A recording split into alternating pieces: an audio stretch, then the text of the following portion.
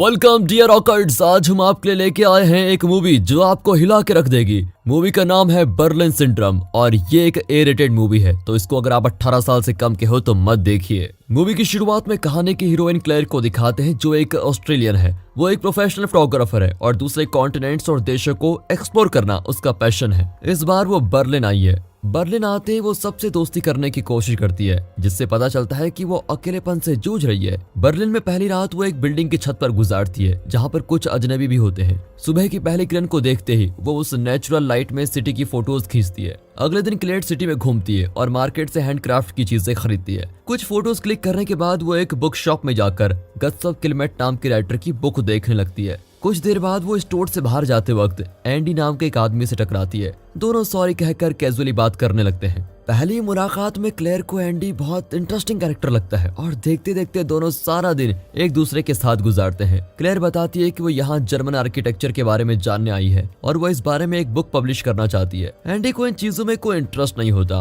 और वो बताता है कि मैं तो एक स्पोर्ट्स स्कूल में साधारण सा इंग्लिश टीचर हूँ। अब उस रात एंडी क्लेयर को उसके होटल में ड्रॉप कर लेता है तो क्लेयर बताती है मैं कल ड्रेसडन सिटी जाने वाली हूँ। दोनों किस करने ही वाले होते हैं लेकिन एंडी रुक जाता है और उसे गुड बाय कहकर चला जाता है। अगले दिन क्लेयर ड्रेसडन नहीं जाना चाहती। वो उसी बुक स्टोर में जाकर एंडी को ढूंढती है और एंडी वहाँ गत्सव किलमेट की बुक देख रहा होता है। ये देखकर क्लेयर एकदम हैरान रह जाती है लेकिन वो मन ही मन बहुत खुश भी होती है। फिर दोनों एक लोकर बार में बियर पीते हैं और क्लेयर अपनी फोटोग्राफी के बारे में उसको सब कुछ बताती है। लेकिन एंडी वो तो एक नई जनरेशन का आदमी है और ईस्ट जर्मनी की पॉलिटिकल सिचुएशन में उसे जरा भी दिलचस्पी नहीं है। अब क्लेयर को लगता है कि शायद एंडी के पास्ट में कुछ ऐसा हुआ होगा जिस वजह से वो इन बातों को पसंद नहीं करता है। बातों के बीच वो क्लेयर के गले में एक वेडिंग बैंड देखता है। क्लेयर की माँ ने उसको ये रिंग दिया था कि अगर बर्लिन में पैसों की जरूरत पड़े तो इसको बेच देना। क्लेयर को अब एंडी के बारे में जानने की उत्सुकता होती है और एंडी उसको अपने घर लेके जाता है। उसका अपार्टमेंट एक पुरानी बिल्डिंग में है। उस जगह को देखकर साफ पता चलता है कि यहाँ एंडी के अलावा और कोई नहीं रहता। तभी क्लेयर नोटिस करती है कि घर का एक भी ग्लास डोर खुला नहीं है। वो खिड़की से बाहर देखने लगती है। तभी एंडी उसको किस करने लगता है और दोनों उसके कमरे में जाकर इंटीमेट हो जाते हैं। फिर एंडी कहता है मैं चाहता हूँ हम हमेशा ऐसे ही रहें, दो अजनबियों की तरह। क्लेयर भी वही बात दोहराती है। अगले दिन एंडी अपने हाई स्कूल स्टूडेंट्स को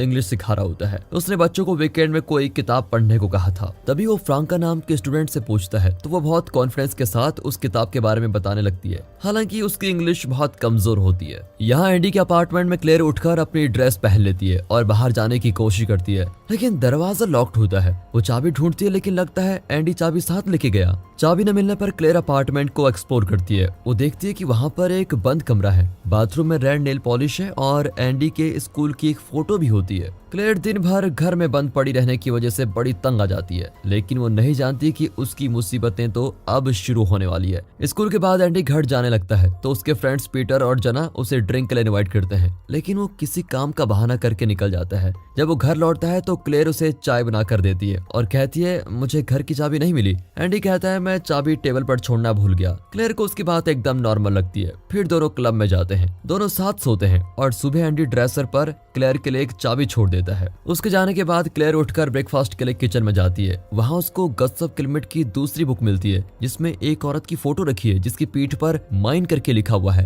अब क्लेयर घबराकर अपनी पीठ चेक करती है तो वही शब्द लिखा होता है। वो ड्रेसर पर पड़ी चाबी से दरवाजा खोलने की कोशिश करती है लेकिन वो नहीं खुलता, ना ही विंडोज खुलते हैं। वो अपना सेलफोन चार्ज करके कॉल करने की कोशिश करती है लेकिन एंडी ने सिम ही निकाल दिया। अब क्लेयर को एहसास होता है कि वो इस अपार्टमेंट में मेहमान नहीं बल्कि बंदी बनाकर रखी गई है। वो चेयर से विंडो ग्लास तोड़ने की कोशिश करती है लेकिन ये फोर्टिफाइड ग्लास है जो इतनी आसानी से नहीं टूटने वाला। ऐसा लगता है एंडी को पहले से पता था कि क्लेयर क्या क्या कोशिशें करेगी। क्लेयर दरवाजे पर एंडी का इंतजार करने लग जाती है। जब एंडी घर आता है तो क्लेयर बाहर निकलने की कोशिश करती है लेकिन सफल नहीं हो पाती। क्लेयर उसे दरवाजा खोलने को कहती है लेकिन वो चुप रहता है और विंडो ग्लास का क्रैक देख लेता है। वो क्लेयर के किसी भी सवाल का जवाब नहीं देता, सिर्फ इतना कहता है कि अगर दोबारा ग्लास तोड़ने की कोशिश की तो हर तरफ वुडन बोर्ड से बंद करके रख दूंगा, बाहर की रोशनी भी अंदर नहीं आएगी। ये कहकर एंडी दोनों के लिए डिनर बनाने लग जाता है। ऐसा लगता है उसके लिए ये सब कुछ नॉर्मल है। क्लेयर पूछती है कि तुम ये सब क्यों कर रहे हो, मुझे बाहर जाने दो। पर एंडी कुछ भी नहीं बोलता। अब क्लेयर का दिमाग फिरने लग जाता है और वो एंडी से लड़ने लगती है कि अभी के अभी दरवाजा खोलो, तुम जितना चाहो चिल्ला सकती हो, तुम्हारी आवाज किसी को सुनाई नहीं देगी। अब उससे लड़कर क्लेयर थक जाती है, लेकिन उस पर कोई असर नहीं पड़ता।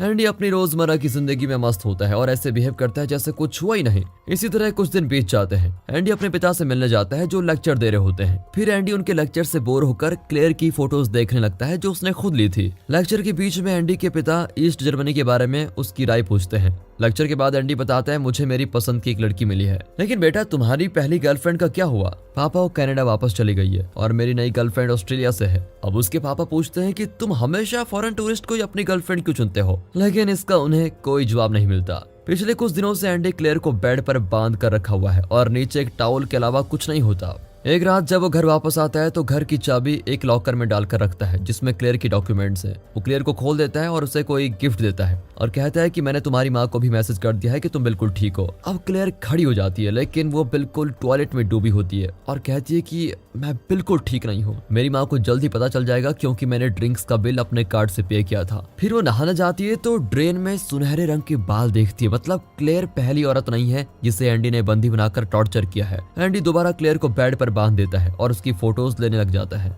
फिर क्लेयर विनती करती कि प्लीज मुझे बांध कर क्यों रख रहे हो तुम, मैं वैसे भी कहीं नहीं जा सकती। काम पे जाने से पहले एंडी घर की चाबी लॉकर में बंद करता है और लॉकर बॉक्स को फ्रंट डोर के ऊपर छोड़कर चला जाता है। क्लेयर तुरंत पूरे घर में कोई वेपन ढूंढती है जिसकी मदद से वो यहाँ से बच सके। तभी उसको सोफे के नीचे एक स्क्रू ड्राइवर मिलता है। वहाँ एंडी पीटर और जना से बात कर रहा होता है। जना गलती से एंडी का कप यूज कर लेती है, लेकिन फिर सॉरी कहती है और कप धोकर उसको लौटा देती है। कप लौटाते वक्त वो एंडी का हाथ टच करती है। एंडी उसके साथ बड़ा अजीब बिहेव करता है और अपना हाथ धोता है क्योंकि जना ने उसको टच किया था। ये सचमुच साइको ही है।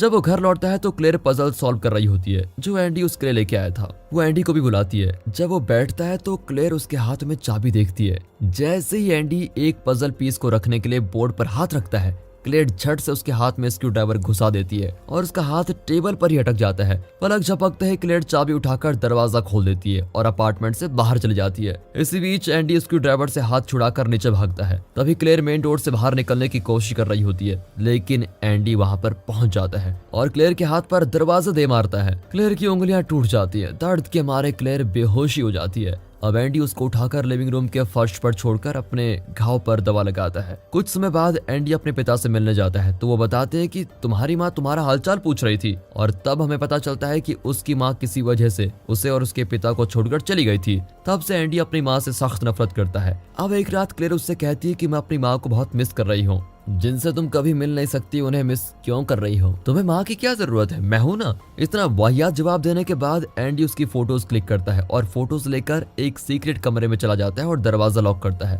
क्लेयर को अंदर से अजीब आवाजें आती है। अगले दिन जब एंडी काम पर होता है तो क्लेयर एक पेपर क्लिप से उस सीक्रेट कमरे का लॉक तोड़ने की कोशिश करती है, लेकिन बदकिस्मती से पेपर क्लिप टूटकर की होल में फंस जाता है। अगर एंडी को पता चल गया तो न जाने वो क्या करेगा। वहाँ एंडी जिम क्लास में फ्रांका को अजीब तरीके से घूरने लग जाता है और फ्रांका भी उसे नोटिस कर लेती है। अब एक रात एंडी लॉकर से कैंची निकाल रहा होता है। तभी एंडी का घाव देखकर पता चलता है कि क्लेयर को यहाँ बंद किए हुए हफ्ते गुजर चुके हैं। एंडी का घाव लगभग ठीक हो चुका है। वो कैंची से क्लेयर के नाखून काटकर उसका बैंडेज खोलता है। वो कहता है कि मैं तुम्हें इतने बुरे तरीके से कभी अटैक नहीं करूंगा, हम दोनों को यहाँ साथ जो रहना है। कुछ देर बाद वो क्लेयर को बाथरूम में नहलाने लग जाता है कि अचानक फ्रांका अपार्टमेंट की बिल्डिंग पर आ जाती है। वहाँ काम करने वाले आदमी ने दरवाजा खोल दिया होता है जिसकी वजह से फ्रांका अंदर आ जाती है। वो एंडी के दरवाजे पर नॉक करती है। यहाँ एंडी क्लेयर को धमकाता है कि अगर तुम चिल्लाई तो मैं फ्रांका को मार डालूंगा। वो बाहर आकर फ्रांका से मिलता है। तभी उसके पीछे क्लेयर भी आती है। एंडी फ्रांका से कहता है कि क्लेयर मेरी गर्लफ्रेंड है और तुम मेरा पीछा करना छोड़ दो, मुझे तुम्हें कोई इंटरेस्ट नहीं है।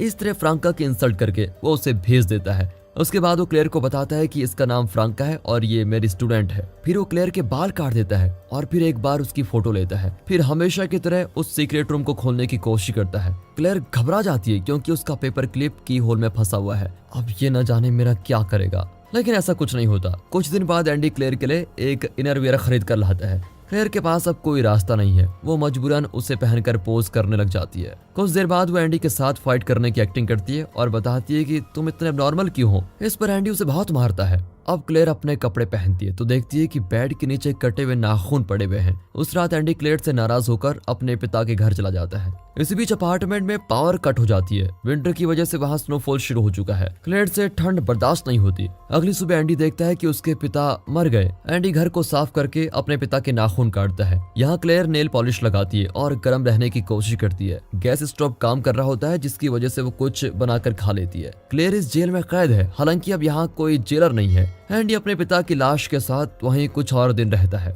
यहाँ क्लेयर अकेले रहने लगती है। अब वो यहाँ से बचने के बारे में सोचती भी नहीं, बल्कि ये सोचने लगती है कि एंडी कब लौटेगा। क्लेयर को उस अपार्टमेंट में हैंडक्राफ्ट की कुछ चीजें मिलती है। लगता है ये उन औरतों की चीजें हैं जो यहाँ पहले रहती थी या बंदी बनाकर रखी गई थी। अपने पिता के घर में सब कुछ ठीक करने के बाद एंडी अपने अपार्टमेंट में लौट आता है। उसको देखकर क्लेयर चौंक जाती है क्योंकि उसे लगा कि एंडी कभी वापस ही नहीं आएगा। जब एंडी उसे अपने पिता की मौत के बारे में बताता है तो वो उसको दिलासा देती है और दोनों साथ ही रात गुजारते हैं। क्रिसमस और न्यू ईयर के आते आते दोनों को एक दूसरे की आदत पड़ जाती है। वो क्लेयर के लिए गिफ्ट के तौर पर कुछ बुक्स भी खरीद कर लाता है जिस पर लिखा हुआ है, मेरे लिए सिर्फ तुम ही परफेक्ट हो। क्लेयर पूछती है कि तुमने मुझे ही क्यों चुना। वो कहता है, जब मैंने सड़क पर तुम्हें देखा तो तुम किसी चीज को बड़े गौर से देख रही थी, तभी मैंने फैसला कर लिया कि मैं तुम्हारे साथ रहना चाहता हूँ। लेकिन एंडी, मुझसे पहले तुम जिस लड़की के साथ यहाँ रहते थे उसे तुमने कैसे चुना। अब एंडी झूठ बोलता है कि ऐसी कोई लड़की नहीं थी। देखो एंडी, झूठ मत बोलो, मैं सब कुछ जान चुकी हूँ। क्या तुम अब भी उस लड़की के बारे में सोचते हो? एंडी ना में जवाब देता है। अब क्लेयर उसे अपनी बचपन की कहानी सुनाने लगती है, लेकिन एंडी को उस कहानी में कोई इंटरेस्ट नहीं होता। फिर वो क्लेयर को अपने पिता का डॉग गिफ्ट करता है। एक दिन अब वो क्लेयर को जंगल में लेके जाता है। क्लेयर बचने की कोशिश नहीं करती क्योंकि एंडी के पास कुल्हाड़ी है। जब वो क्लेयर को खत्म करने के लिए तैयार होता है तो एक लड़का उसको पुकारता है क्योंकि उसका भाई घायल है। अब एंडी घायल लड़के को देखने जाता है। इसी बीच क्लेयर छोटे लड़के से कहती है कि मैं मुसीबत पे हूँ, प्लीज किसी को मेरी मदद करने के लिए बुलाओ। बदकिस्मती से उस बच्चे को इंग्लिश समझ ही में नहीं आती और वो क्लेयर से घबराकर अपना हाथ छुड़ा लेता है। अचानक उसकी माँ वहां आकर दोनों बच्चों को बुला लेती है। अब एंडी अपनी कुल्हाड़ी उठाकर क्लेयर को कार के पास लेके जाता है। फिर वो क्लेयर को डिक्की में घुसाता है और उसे वापस अपार्टमेंट में लेके आता है। क्लेयर और डॉग के बीच का लगाव देखकर भी एंडी को अच्छा नहीं लगता। एक दिन वो डॉग को ले जाकर कहीं छोड़ देता है और क्लेयर से झूठ बोलता है कि वो यहाँ से पता नहीं कहाँ गया। अब एंडी पीटर और जना की न्यू ईयर पार्टी में जाता है। वहाँ बड़ी तादाद में लोगों को देखकर एंडी बहुत अनकंफर्टेबल फील करता है। यहाँ क्लेयर आखिर उस सीक्रेट रूम का दरवाजा खोल ही लेती है। वहाँ एक फोटो एल्बम में क्लेयर की वो सभी फोटोज होती हैं जो एंडी ने क्लिक की थी। पास में एक रिक्लाइनर मसाज सोफा होता है और क्लेयर जान जाती है कि सोफे से आवाजें आती थी। पास ही एक और एल्बम होती है जिसमें एंडी की बचपन की कुछ फोटोज हैं। एल्बम के एंड में उस लड़की की फोटोज होती है जो क्लेयर से पहले यहाँ पर रहती थी। अचानक क्लेयर को बाहर से आतिशबाजी की आवाज आती है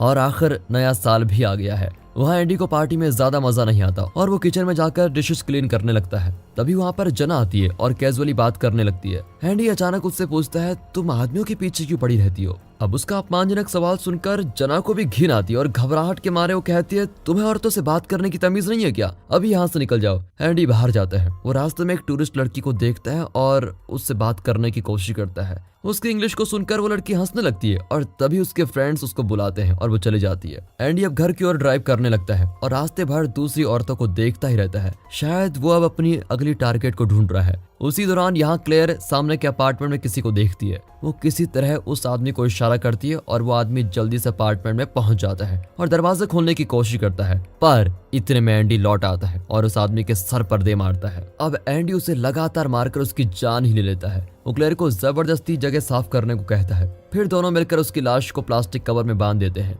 कुछ देर बाद वो लाश को गार्बेज कैन में घुसाता है और उस पर पेट्रोल डालकर जला ही देता है। अगले सीन में एंडी सारी खिड़कियों को लड़की के कवर से ढक देता है ताकि क्लेयर दोबारा किसी को इशारा न कर पाए। फिर वो पूरे अपार्टमेंट को साफ करता है। बाद में वो लोकल न्यूज़पेपर पढ़ रहा होता है जिसमें एक आर्टिकल है, उसमें लिखा है क्लेयर मिसिंग है। फिर वो क्लेयर को उसकी चीजें पैक करने को कहता है ताकि वो अपार्टमेंट को पूरी तरह सैनिटाइज कर सके। अपनी पैकिंग करने से पहले वो देखती है कि एंडी फ्रांका का टेस्ट पेपर चेक कर रहा है। एंडी का ध्यान डाइवर्ट करने के लिए वो जानबूझकर अपना हाथ जला लेती है। तभी एंडी उसके लिए कुछ ऑइंटमेंट लेने बाथरूम में जाता है। इसी बीच क्लेयर फ्रांका का नोटबुक चुराकर सिंक के नीचे रख लेती है। बाद में एंडी टेस्ट पेपर्स और क्लेयर के डॉक्यूमेंट्स लेकर वहां से चला जाता है। फिर वो बेसमेंट में जाकर अपार्टमेंट का पानी बंद कर देता है। अगले दिन एंडी अपने स्टूडेंट्स को टेस्ट पेपर्स और उनके नोटबुक्स लौटाता है। जब फ्रांका अपना नोटबुक खोलती है तो उसमें क्लेयर का फोटो होता है। क्लेयर ने पिछली रात को उसके नोटबुक में अपना फोटो रखा था। फ्रांका समझ जाती है कि एंडी असल में क्लेयर के साथ क्या कर रहा है। वो बाथरूम जाने के बहाने नोटबुक लेकर जल्दी से क्लासरूम से बाहर जाती है, लेकिन